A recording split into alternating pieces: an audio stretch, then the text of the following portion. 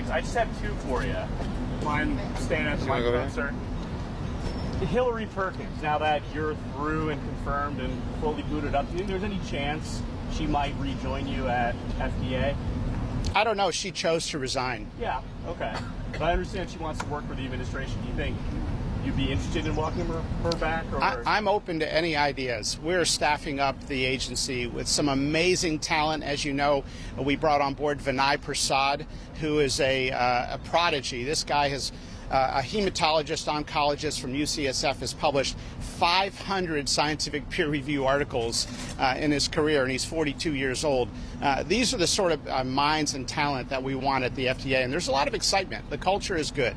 I want to switch gears. I understand the administration is being lobbied to do something about counterfeit Chinese vapes that are for sale at retailers across the country. They're targeting young people in particular. Do you have any announcements you could preview on that, or are you focused on this issue at all right now? I'm not aware of any lobbying, but what I am aware of is we have a crisis of young kids starting on vaping products, and these are products coming from China where we have no idea what's in them.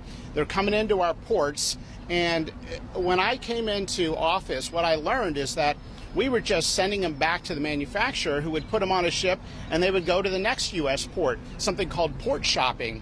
And they're laughing at us because the FDA can only get through 2 to 5% of products that come in through our ports. So basically 100% of the stuff was getting in. It was a porous border.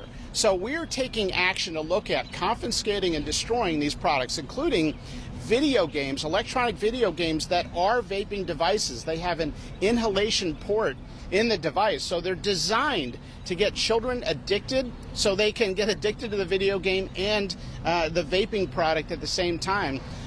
This is a threat. If another country did this to the United States, as is happening right now, we would say this is an attack. RFK Jr. has announced a process to phase out some of these dyes in food. So where is this process right now, and when could that actually no longer be in our food system? Well, this is an amazing contribution of RFK to our healthcare system. People have been talking about this for 35 years. We have this plan to remove all 9 petroleum-based food dyes from the U.S. food supply. We're meeting today with the Consumer Brand Association. We've seen tremendous receptivity. We are finding the common ground to come up with a time frame that's feasible for companies. We want American companies to thrive. They've done nothing wrong. They've focused on mass food production as we asked them to in the 1960s and 70s. But now we have to look at the ingredients, given the epidemic of chronic diseases and ADHD. What timeline do you think is realistic? So you may have seen Tyson's Food announce that they are going to shoot for a target in the next few months to remove petroleum-based food dyes. Other companies like Pepsi have suggested aggressive timeframes. So we're working with all of them. And you know what? They want to do this. They just don't want to they don't want to deal with a patchwork of legislation in 50 different states. That's all they have to tiptoe around.